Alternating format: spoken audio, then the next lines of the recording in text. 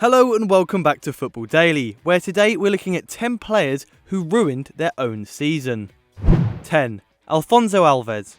In 2007, if you needed a cheap striker on Football Manager, you probably would have opted for Alphonso Alves, after the Brazilian scored 34 goals in 31 games in his first season for Heerenveen, becoming the third Brazilian to top the scoring charts in the Netherlands after Ronaldo and Romario.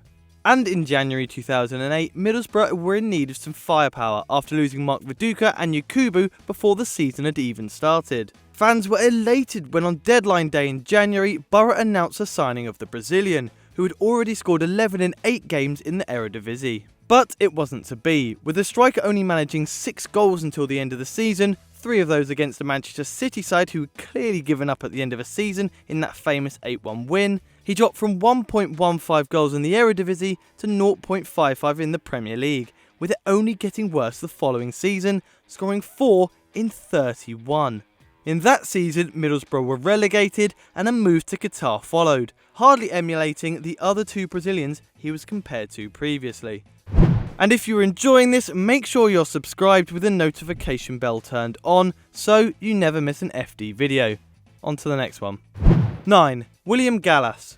The successor to Dennis Bergkamp as Arsenal's number 10, purely the shirt number of course, Gallas was controversially given the captaincy after just a year with the Gunners. Much to the annoyance of Gilberto Silva, who was much expected to receive the armband as a longer serving player. But in February 2008, Gallas' captaining ability was called into question against Birmingham City.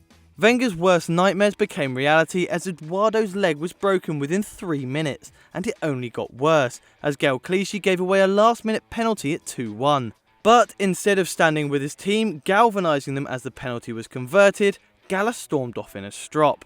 After the final whistle, Gallas sat in the centre circle in protest instead of returning to the changing rooms with his team. This act of abandonment left the Arsenal players furious with their captain, leading to arguments which continued for the rest of the season.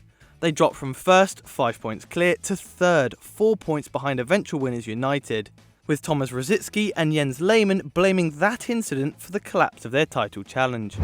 8. Andrea Masiello. Having helped Atalanta reach the Champions League for the first time, Masiello has not only ruined one season for himself, but quite a few. In 2010-11, Masiello, who played for FC Bari, intentionally scored an own goal in the 70th minute of the Derby di Puguila against Lecce. This goal helped their local rivals secure survival in Serie A, while Bari were looking at next season in Serie B. Andrea's deception was revealed to the public during the Calciopoli investigations, where he claimed to have been pressured by local mafia and paid €50,000 for that goal, and also sold matches against Sampdoria, Palermo and Bologna, pocketing a total of €300,000.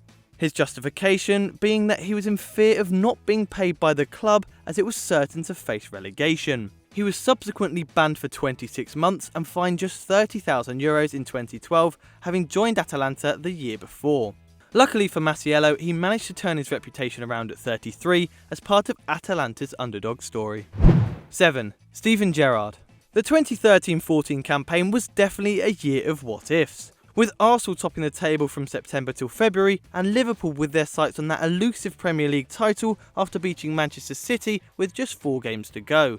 This crucial 3-2 home victory essentially put one hand on the trophy for the Reds. After the game, Gerrard gathered his troops on the pitch and delivered an impassioned speech where he said the now infamous line, "This does not effing slip," knowing that only Chelsea realistically stood in their way. Fast forward 2 weeks and the crunch game had arrived. Liverpool faced a weakened Chelsea side that included former star Fernando Torres and future star Mo Salah in the starting lineup. As expected, the Reds dominated, but with half-time fast approaching, the unthinkable happened. Gerrard miscontrolled a pass from Sakho and slipped as he attempted to recover, allowing Demba Ba to run through on goal and score. They went on to lose 2-0, ending a 16-game winning streak. Liverpool further capitulated as they went on to draw 3-3 with Crystal Palace, allowing City to win the league by 2 points. Probably the most painful moment in Liverpool's recent history, Gerrard's slip will forever haunt the midfielder in a career that really deserved a title. 6. Adrian Rabiot. For talented midfielder Adrian Rabiot, his problems started in the summer of 2018. Firstly, he was snubbed from France's World Cup winning squad after refusing to be on the standby list, and then rumours were circulating of an imminent bid from the Camp Nou, as his contract was said to expire at the end of the following season. Thomas Tuchel, on the other hand, wanted the player to stay and offered him an improved contract, but the Frenchman refused to sign a new deal, opting for a Bosman transfer in 2019 instead. From the beginning of the season, he was booed by his own supporters, and by December had once again publicly stated that he would not be signing a new deal. This was the straw that broke the camel's back for the Parisians, as he was immediately shunned from the team, essentially ending his PSG career then and there.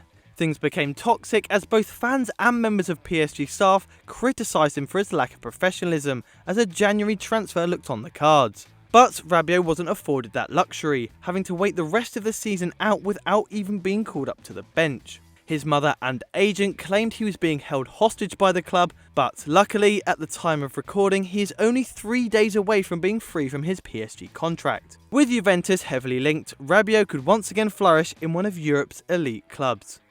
5. Eric Cantona. Cantona was a one-of-a-kind player, a striker whose swagger matched his ability and is still to this day a fan favourite for the Red Devils. But in the 1994-95 season, we saw a weakness in the Frenchman. On the 25th of January, after being sent off against Crystal Palace, he kung fu kicked and punched a Palace fan in the stands who was goading him as he left. At the time, United were just 2 points behind Blackburn after beating them the previous week with a late Cantona goal as they pushed for their third consecutive Premier League title.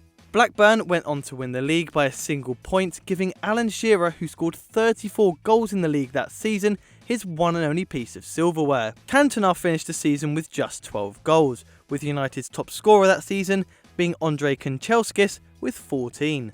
With the talismanic figure of Cantona still in the side, United would almost certainly have pipped Blackburn. Shearer must have been secretly grateful to that Palace fan. 4. Mauro Icardi. Icardi has been a key figure in Inter's resurgence in the last few years, and at the end of the 2018-19 campaign, they have qualified for the Champions League for the second successive season, something not achieved since 2011, as well as hiring Serie A specialist Antonio Conte to replace Luciano Spalletti. But Icardi's actions within the year could have seriously harmed his Inter Milan future. Icardi and his wife, who is also his agent, have always been a controversial pair, with their shenanigans this season resulting in the striker being stripped of his captaincy and dropped from the team. The toing and froing of Wonder Icardi in the public regarding Mauro's contract has seen not only a divide between the pair and the club, but also his fellow teammates, hence the decision made by both the board and Spalletti in February to give the armband to keeper Handanovic. Not only has he scored just 11 league goals, the lowest since his debut season with the Nerazzurri, and Inter's lowest tally for a top scorer in the league since 1995, but with new boss Conte looking at Lukaku to lead the line next season, this could spell big trouble for the striker. 3. Kostas Mitropoulos. In January 2014, Fulham were flirting with relegation. Having brought in Relly Mullenstein to replace Martin Jol, the winter window looked key for the Cottagers' top flight status. And on deadline day, the fans had thought they pulled it out the bag with the signing of Kostas Mitropoulos from Olympiacos for £12 million. A striker who had scored 17 in 19 so far that campaign, including a hat-trick in the Champions League. But they were quickly brought back to reality after a 3-0 thrashing by Southampton, then losing a relegation 6-pointer against Cardiff 3-1. Injury saw Mitropoulos sidelined for the majority of his time at Fulham, and by the end of the season had only racked up 3 appearances and 0 goals. Fulham were relegated, whilst Olympiacos remained unbeaten until February and won the Super League, with Mitropoulos still their top scorer. 2. Rio Ferdinand. Rio is one of the most decorated and recognisable Premier League players. 6 Premier League titles, 4 FA Cups and a Champions League sit pretty in his trophy cabinet. But in his early years of his Manchester United career, things took a sour note. A year after his £30 million move from Leeds, a then record for a British player, he had already won his first Premier League title and had his eyes set on another. But just 2 months in, Rio had already made the mistake that would see his and his team's season objectives fall apart. On the 23rd of September, Ferdinand missed a routine drug test after training, going shopping instead. Having noticed his mistake later, he managed to reorganise it for the following day, which he subsequently passed, and even offered to do a hair follicle test, which can reveal results from the past 6 months to further prove his innocence. But the damage was already done. He was fined £50,000 and received an 8-month ban starting in late January by the FA, meaning he would miss the rest of the Premier League season and the upcoming European Championships. At the time the ban occurred, United were at the top of the table with a joint best defensive record along with Arsenal, and ended the season third, 15 points and 9 goals worse off than their North London rivals, who completed an unprecedented invincible season. Although he went on to win multiple Premier League titles, the miss of the 2004 Euros was more detrimental than first thought, as he never managed to represent England in the competition, with the Three Lions failing to qualify for the 2008 tournament.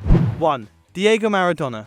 Diego Maradona was the key figure in Napoli winning their only 2 Serie A titles and the UEFA Cup back in the late 80s, and is still one of the best players to ever grace the game. But as superb as he was on the pitch, his life off the pitch unfortunately didn't share the same joy. Having secured their second and most recent Scudetto, Maradona's drug habits were catching up with him physically. Gaining weight and reoccurring injuries saw his performances drop. Their home form turned to shatters and they were knocked out of the UEFA Cup last 16 to Spartak Moscow. To make matters worse, the Argentine failed a drug test and was banned for 15 months, and even fled the country because of threats of his arrest. Napoli finished 8th that season and didn't win a major trophy for another 21 years. Although he left the club in disgrace, he will always be remembered as a legend by the little donkey.